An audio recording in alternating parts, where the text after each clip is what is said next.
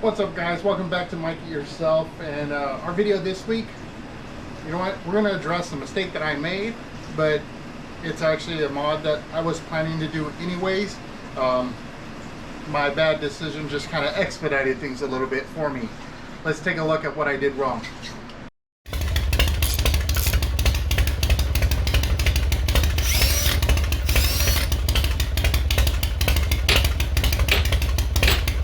Damn it! Alright guys, so the mistake I made was installing my air ride switch here on the air deflector, thinking it was a good spot for me to easily get to and be able to control or adjust my air ride as needed. What I didn't think through is the fact that my leg is right here. So that said, if I go to pick my leg up to put it on the floorboard,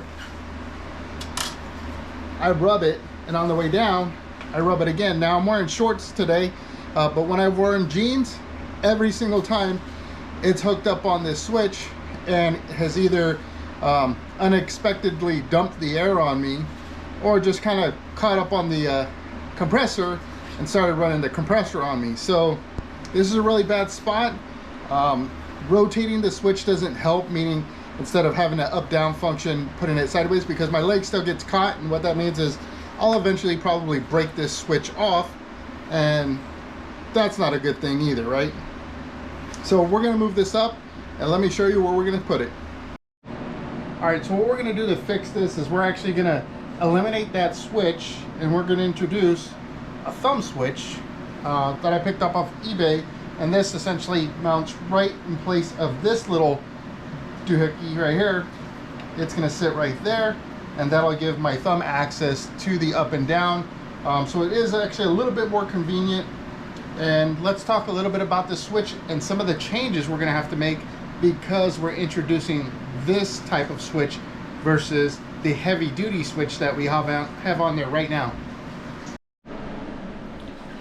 Okay guys, so we've got the heavy duty switch now pulled off of the bike, and just take a look at this. So this is a heavy duty three-way momentary switch. So what it means by momentary is, you know, when you let it go, it comes right back, right? So the three positions are on, or off, which is in the middle, right? So if you go like that, what that's doing is it's allowing for the power to transition from this center to each of the respective areas, right, depending on which way you're pushing it. So this switch is able to handle up to 10 amps on its own, and it works together with, of course, a fuse. So we had a 20 amp fuse in the system, and I pulled that fuse, that way we don't have any live wires that we're working with. But with replacing this, doing it with something like this is a much weaker switch. This can't handle the same amount of power that switch can handle. So in order to use that and not, you know, short anything or burn anything up, what we need to do is introduce relays into the mix, right? So this is a set of relays that I bought. In fact, it was like a box of 5 that I got from, I don't remember if it was Amazon or eBay, but they come with the relay, and you get the wiring harness for that, and it comes with the diagram. But we'll take a look at how a relay works really quick and how we're going to wire it up.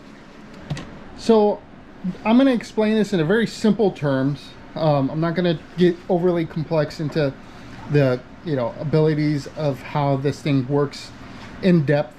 There are people out there who have done a much better job at explaining it than I could, and a lot of reading materials out there, but for the sake of simplicity, what a relay does is it allows you to use a switch to power it in order to allow it to transfer power from the battery, a battery source, to whatever the device is.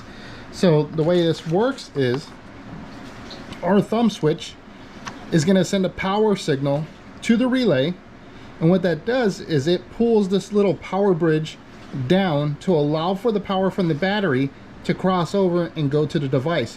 So the load that is being put on the you know, the device, or being drawn by the device, so as the compressor pulls power, it's pulling current.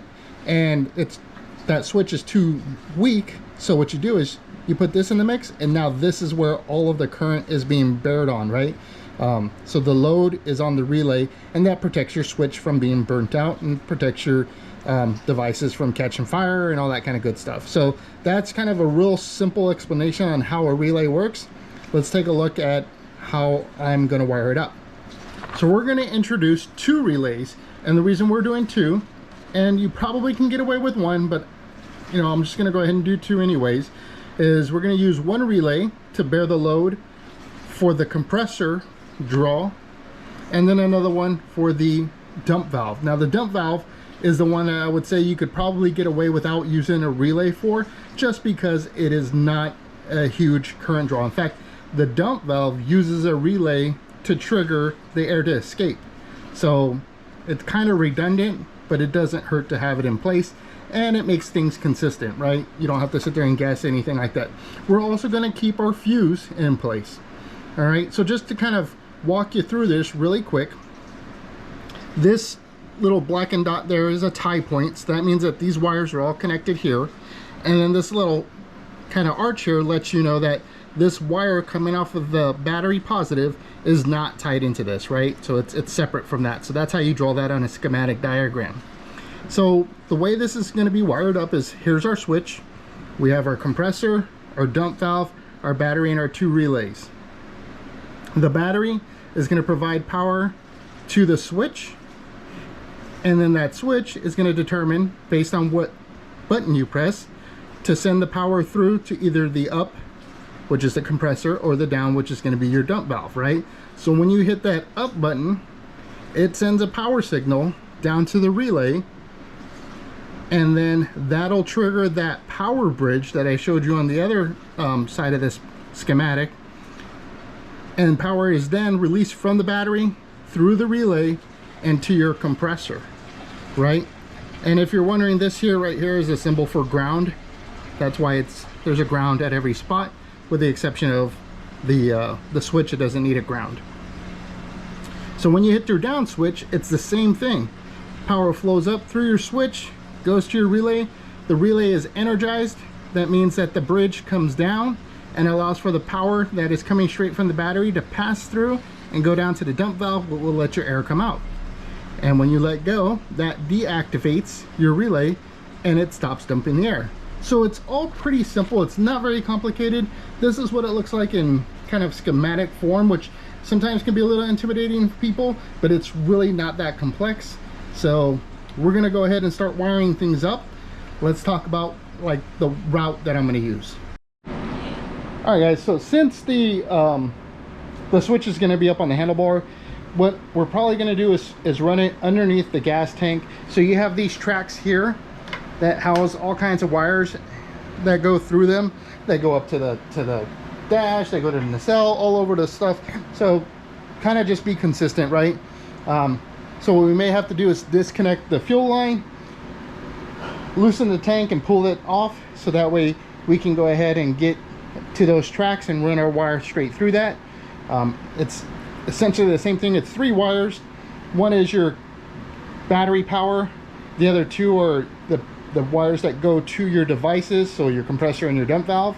And like I said, when you press each button, that's what's going to let that power go, and it'll actually not run straight to the device because we're introducing the relay. So that is the difference. Today we don't have any relays involved, so we're adding those in, and it's not complex. I'll walk you through it. Super simple. Anybody could do this, and that's why it's on Mike Yourself. So one of the things that I found a little tricky when I first took the tank off the very first time I did anything with my bike was trying to figure out this lower piece. So the upper one is very evident. It's a big old bolt, you can't miss it, right? But on this one, if you have something like this, it's got this little cover on it. So like first, you know, I was looking to try to pick it up from the base here, and then I was checking every single one in between.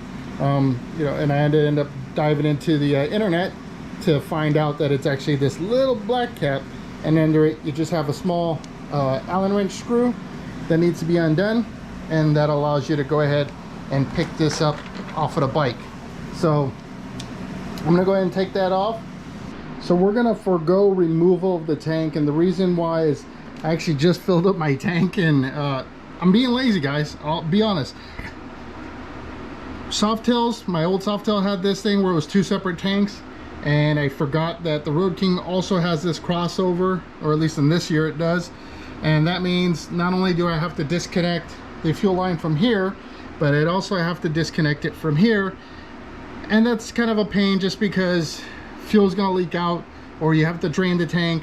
So instead of doing all of that, what I am gonna do is just use loom. I am gonna still route it through, so it's all hidden. So it's gonna come from up here, it'll come down along with the throttle cable, or the clutch cable, and the not the clutch cable, good lord, man, the switches here.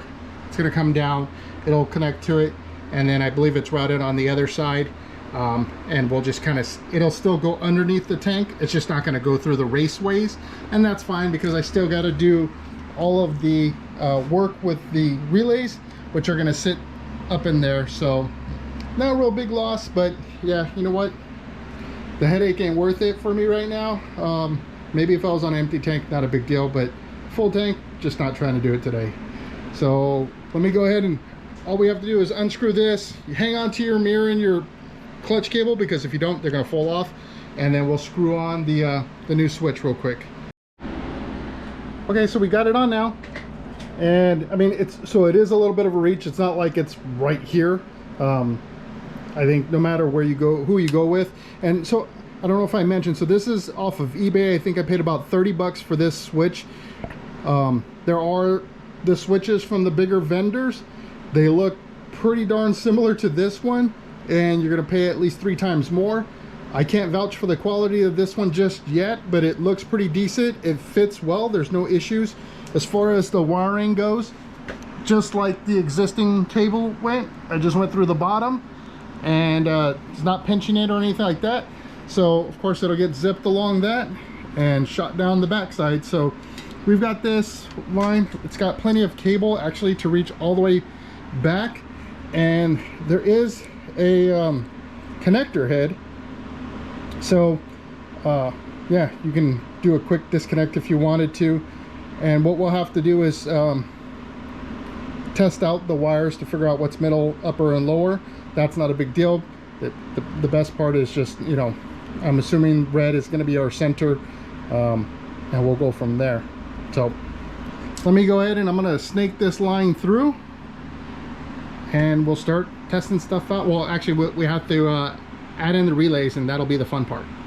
Okay guys, so I just want to show you how I'm routing this through the bike. So I've got a hanger underneath the tank, and I've got some black electrical tape that is leading my wires through. So I'm going to go ahead and pull that.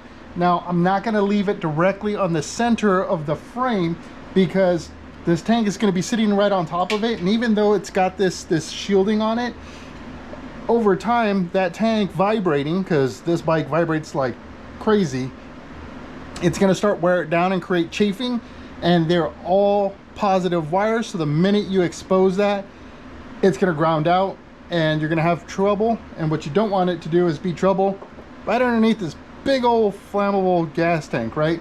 So once I get it through, I am going to let it drop down to the side a little bit, because there is space here on the side so that rubbing doesn't occur. What helps is like your horn wires and all that stuff, that's actually on the side as well. So it's a protected area. That'll help us out significantly with any type of like fire risk or whatever. Okay guys, so we've got our wires generally set up. I just want to kind of walk you through a couple of things before I finalize the connections. So like I said, I routed the wire underneath the gas tank off to the side though, and so that's nice, and it doesn't have any pressure on it, so it's not going to chafe at it, causing it to short out. For the power going to the devices, so everything is hooked up to these sockets. These are the sockets for the relays to plug into. I don't have them connected to power yet, or at least not the fuse inserted, and I also don't have them grounded out just yet. We're going to do that in a few seconds here, but I wanted to just let you know, and I'll show you the diagram that these relays come with. But are yellow wires in this particular case. These are the wires that go to the devices. This wire here, the blue wire, is what provides power to the relays. So that's where that bridge is kind of sitting with power. The switches are feeding into the white wire. So when you press the button on the throttle or that grip over there, that power leaves the battery, and I add an additional fuse just for safety. It's a me thing. You don't have to, but I decided to go ahead and do that. But it goes in, and then when it comes back through, it's coming to these white wires. And so depending on which one, and I wrote on there like one for down, one for up. When the white wire comes in, it activates the relay that's plugged into the socket, and it allows the power to go out through the yellow line, right? So it activates the blue wire, passes through the relay, out the yellow wire, and out to either the compressor or the dump valve. So when you look at it like this, it looks a whole lot more complex than, you know, the drawing I showed you. But again, it isn't very hard. It's just a little time consuming, making sure you do your splices. I used a couple of different connectors. I did use the heat shrink solder style connectors for hard connections.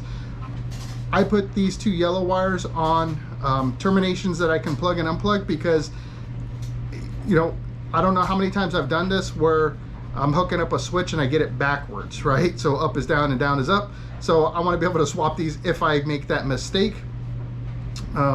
So you could either hardwire it or not. I mean, it's totally up to you. In this particular case, I'm just going to leave it butt connected like that. Not a big deal.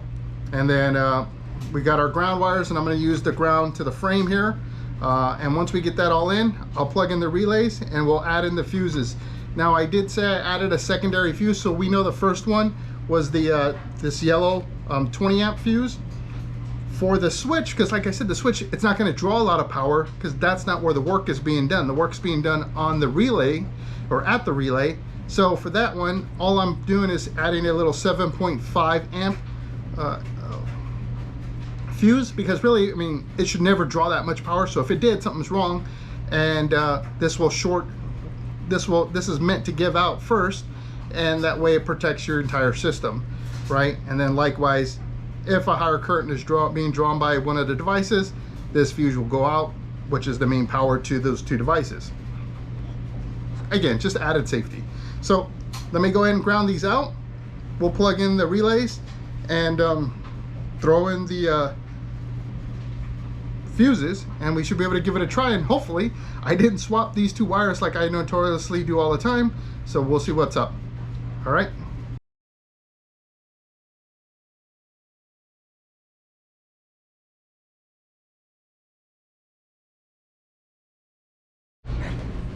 Okay, so now that we've got our fuses in, our wires are all set up, and if you notice, like, you know, as I was putting those relays in, you kind of got to turn them around. You can only get them, there's only one way they'll fit, so you don't have to worry about plugging a relay in incorrectly. All of the little slots are a certain way, and yeah, you just can't get it wrong. So, moment of truth, if we hit the down button, we should hear the air dump valve let some pressure go, and we do. And if you hit the up button, you should hear the compressor kick in to start adding air. And there you go. So let's finish putting the seat back on and take a look at this thing off the jack.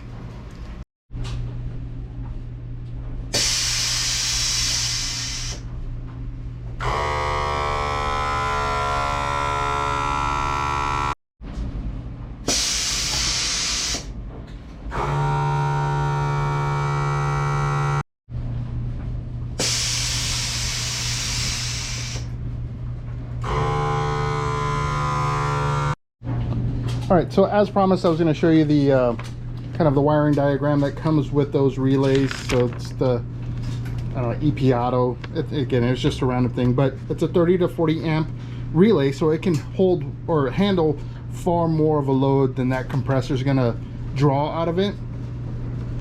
But if you want the specifics, there you go. And then just to kind of show you. So these are the wires. Like I said, we didn't use the red, so that was not usable or not needed. I have some notes here, ignore that, it's from a previous project, but essentially our yellow is what went to the accessory of the device, so the compressor and the dump valve. Our white wire is what went to the switch. The blue wire is what went to the battery, and then the black wire is the ground. So just kind of re-looking at the diagram that we started off with. Here is the white wire leaving the relay, going to the switch. Here's the black wire going to ground, yellow wire going to the dump valve in this case, and then the blue wire going to the battery. Pretty simple. Okay guys, I hope you enjoyed this week's video. Again, it's a little time consuming, but it's not a hard thing to accomplish. You can knock it out in a couple of hours. I took, it's probably even less than that if you're not having to record YouTube videos doing it. So of course it took me a little bit longer, but you can actually probably knock it out in about 2 hours or so if you're by yourself. The one thing I would urge to remind everybody is, if you're doing this and you're like me and you're testing it and all that kind of good stuff, is don't forget to recharge your battery. Throw it on the trickle charger, because all of those ups and downs, you're draining your battery, and what you don't want to have happen is you get jacked, you're ready to go riding, and you got a dead battery because you forgot to charge it after you played with it all that time. So all in all, like I said, a very simple fix. It's a little bit, more closer to the intermediate versus the novice type of job to do, but it absolutely 100% can be done by anybody with some, simple effort. So I hope you enjoyed this video. If you did, hit that thumbs up. If you enjoy my content, become a subscriber. And if you have any feedback, any input, maybe you should share some of your experiences, let us know. I'd love to have those comments down below, and share with everybody, kind of the things that either you learned, or maybe you have some questions, or whatever it is. So until the next video, I hope to see you in the wind.